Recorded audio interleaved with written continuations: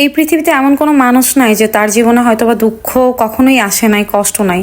দুঃখ কষ্ট ছাড়া কখনোই জীবন হয় না। আমাদের প্রত্যেক মানুষের জীবনে দুঃখ কষ্ট থাকবেই। আসসালামু আলাইকুম সবাইকে, আমি নওশিন। ওয়েলকাম সবাইকে আমার নিউ একটা ভিডিওতে। আশা করি আল্লাহর রহমতে আপনারা সবাই অনেক ভালো আছেন। তো আমি আর কি বই পড়তেছিলাম। বই পড়তে আমার ভালো লাগে। যখন আমি বই পড়ি খুব বেশিই পড়তে থাকি, আবার যখন না পড়ি তখন একদমই পড়ি না।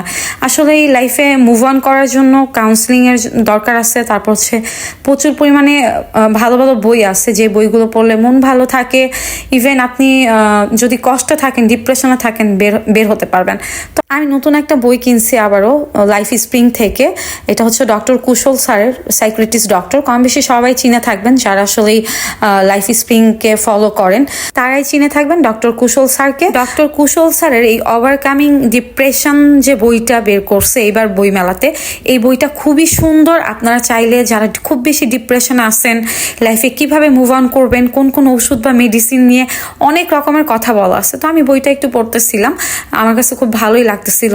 আপনারা যারা অনেক বেশি হতাশা, মানসিক রোগে ভুগতেছেন, তারা কিন্তু চাইলে অনেক ডিপ্রেশন থেকে বের হওয়ার জন্য অনেক রকমের বই পাওয়া যায়। আপনারা কিন্তু যে কোনো লাইব্রেরিতে বা বইয়ের যে লাইব্রেরিগুলো আছে গেলেই কিন্তু পেয়ে যাবেন।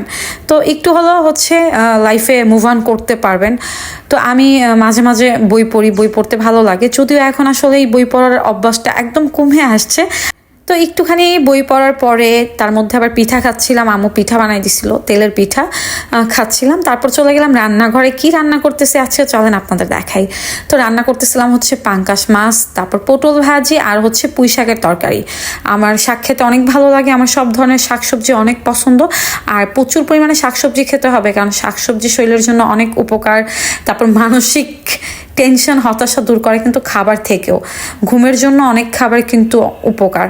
তো ডক্টররা অলওয়েজ বলে, সাইকিয়াট্রিস্ট ডক্টররা, যে আপনি যদি সুস্থ থাকতে চান, ডিপ্রেশন মুক্ত থাকতে চান, তাহলে হচ্ছে বেশি বেশি শাকসবজি, ফলমূল এগুলো খাবেন আর শরীরের যত্ন নেবেন। এইগুলোই তারা সাজেস্ট করে।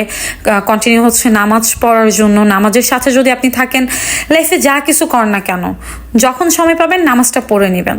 পড়তে পড়তে দেখবেন একটা অভ্যাস হয়ে যাবে। মাঝে আমি নামাজ ছেড়ে দিছি, অনেকটা টাইম নামাজ পড়া হয় নাই। আবার যখন স্টার্ট করি, নামাজ যদি আবার মিস করি তখন আর ভালো লাগে না। তো যাই হোক, রান্না বান্না স্টার্ট করে দিলাম। দেন হচ্ছে ভিডিও মেক করতেছিলাম, আপনাদের মাঝে শেয়ার করি। আমি মাছ ভাজি বসায় দিছি। মাছ আর পটলটাকে আমি ভাজি করে নিব। মাছটাকে ভুনা করতে চাইছিলাম, আর ভুনা করতে গেলে হচ্ছে আমি আসলে সব রকমের মশলা খাই। তো এই মুহূর্তে মনে হচ্ছিল যে মশলা আসলে এই বাটা মশলা ছিল না, আর বাটতেও ইচ্ছা করতেছিল না। তো ঝটপট রান্নার জন্য যেটা হয় আর কি।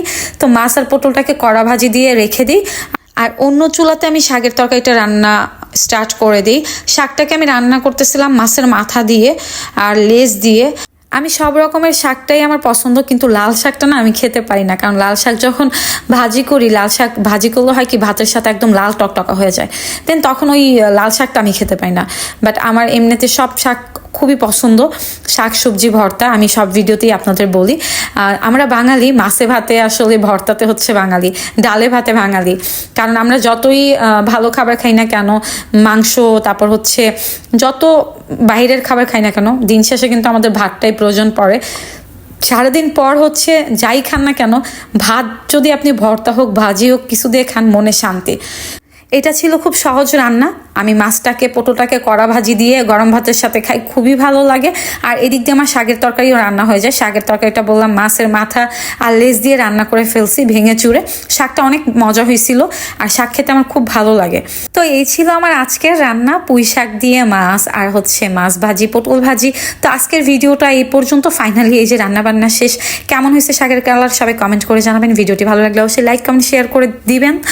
আর ইনশাল্লাহ দেখা হবে নেক্সট ভিডিওতে। সবাই ভালো থাকবেন। আল্লাহ হাফেজ সবাইকে।